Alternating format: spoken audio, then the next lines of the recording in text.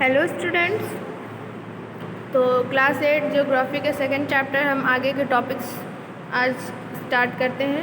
तो अभी तक हमने रिसोर्सेज के बारे में पढ़ा था, land, soil and water resources, जिसमें सबसे पहले था लैंड रिसोर्सेज। तो लैंड रिसोर्सेज होते क्या हैं और उसका यूज़ क्या है ये पढ़ा था। अब जो है हम नेक्स्ट टॉपिक पढ़ने जा रहे हैं, किस तरह से लैंड को कंजर्व कर सकते हैं, ठीक है, उसको बचा सकते हैं या उसका संरक्षण कर सकते हैं।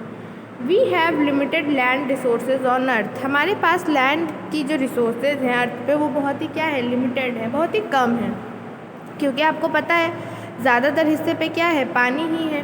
दे कैनॉट बी एक्सपेंडेड, और हम उसको बढ़ा भी नहीं सकते, मतलब उसका जो एरिया है वो फिक्स्ड है, ठीक।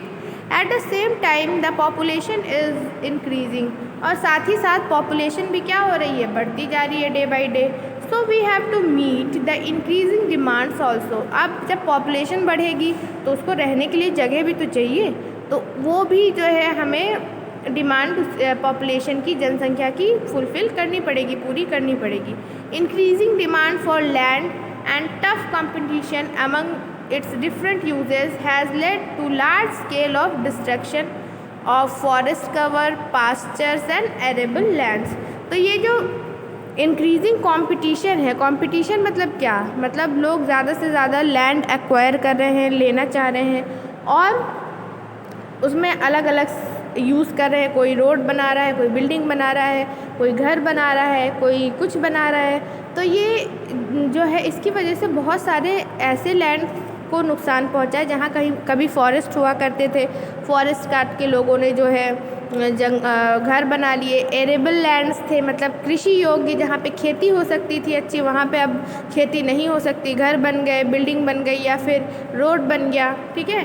तो इससे इस तरह से बहुत सारा लैंड को क्या हुआ है, नुकसान भी हुआ है। If we did not check the present rate of degradation of land resources, it is feared that we may lose this precious natural resources। और ये माना जाता है, साइंटिस्ट ऐसा कहते हैं, अगर हमने इस प्रीशियस, बहुत ही कीमती रिसोर्सेज को अगर ध्यान से संभाल के नहीं रखा, इसको कंजर्व नहीं किया, तो आगे आने वाले दिनों में ये जो है ख़त्म हो सकता है। It's our duty to take proper care of the natural available land and to use its maximum at minimum cost. तो ये हमारी ड्यूटी बन जाती है कि हम बहुत ही केयर के साथ, बहुत ही जो है देखभाल के साथ लैंड का यूज़ करें, साथ ही साथ जो अवेलेबल लैंड है, मतलब जो हमारे पास लैंड है उसको हम मैक्सिमाइज यूज़ करें, मतलब मैक्सिमम यूज़ करें, लेकिन उसकी कीमत क्या हो, मिनिमम हो, मतलब हमें जंगलों को ना काटना पड़े, खेती योग्य जो ज़मीन है उसको ना ख़राब करना पड़े। तो इसका कहने का मतलब यही है, ठीक है। This can be done through conserving soil and forest. तो ये हम कैसे कर सकते हैं, जब हम सॉइल को और फॉरेस्ट को बचाएंगे। प्रोवाइडिंग इरिगेशन फैसिलिटीज़, और जो है इरिगेशन फैसिलिटीज़ मिले लोगों को। अडॉप्टिंग साइंटिफिक टेक्निक्स अपनानी होंगी ज़्यादा से ज़्यादा फसलों को प्रोड्यूस करने में कम ज़मीन पे। Increasing the use of manures and chemical fertilizers, और जो है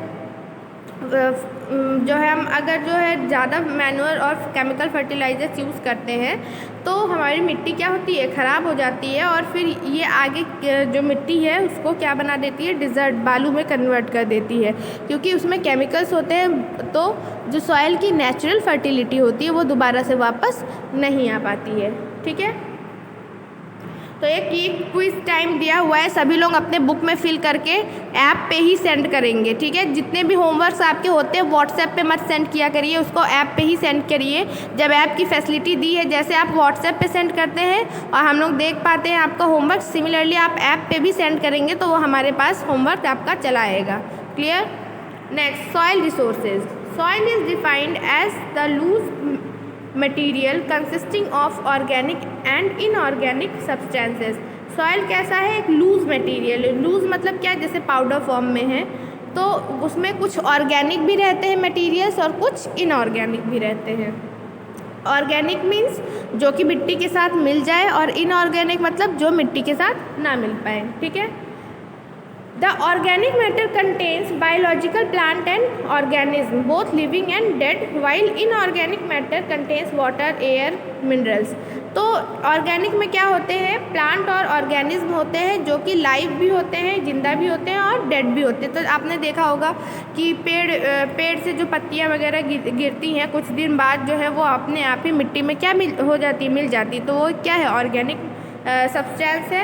फिर इसके अलावा कुछ इनऑर्गेनिक है जो जल्दी मिट्टी में नहीं मिल पाते, जो कि क्या है, वाटर, एयर और मिनरल्स। ठीक, water present in the soil has dissolve nutrients while the air has high level of gases. तो जो वाटर होता है सॉइल में, उसमें बहुत सारे न्यूट्रिएंट्स होते हैं, और जो एयर पाया जाता है सॉइल के ऊपर, उसमें बहुत सारी गैसेस होती हैं, जैसे कि carbon dioxide, low levels of oxygen. Soil also contains humus which is partially decompose organic matter. Soil में एक बहुत ही इंपॉर्टेंट पार्टिकल होता है, इंपॉर्टेंट कंपोनेंट होता है जिसको हम ह्यूमस कहते हैं, जो कि सॉइल को क्या बनाता है, फर्टाइल बनाता है। ह्यूमस बनता कैसे है, जो dead and decade part of plant and animal होते हैं, मतलब जैसे या एनिमल हो गया, कोई मर गया, तो वो क्या होता है, मिट्टी में धीरे धीरे अपने आप मिल जाता है। जो प्लांट्स के डेड लीव्स होती हैं, जो पत्तियाँ झड़ जाती हैं, गिर जाती हैं, वो भी अपने आप धीरे धीरे मिट्टी में क्या होती है, मिल जाती हैं। तो मिट्टी को कौन सा कलर देती है, ब्राउन कलर देती है, और वही मिट्टी को क्या बनाता है, फर्टाइल बनाता है। ठीक है, अब इसके बाद नेक्स्ट टॉपिक है आपका फैक्टर्स ऑफ सॉइल फॉर्मेशन, जो कि हम नेक्स्ट क्लास में कवर करेंगे। और ये क्विज टाइम ज़रा करके मुझे सेंड करिए आज ही, ठीक है, 3 PM से पहले। Thank you and have a nice day.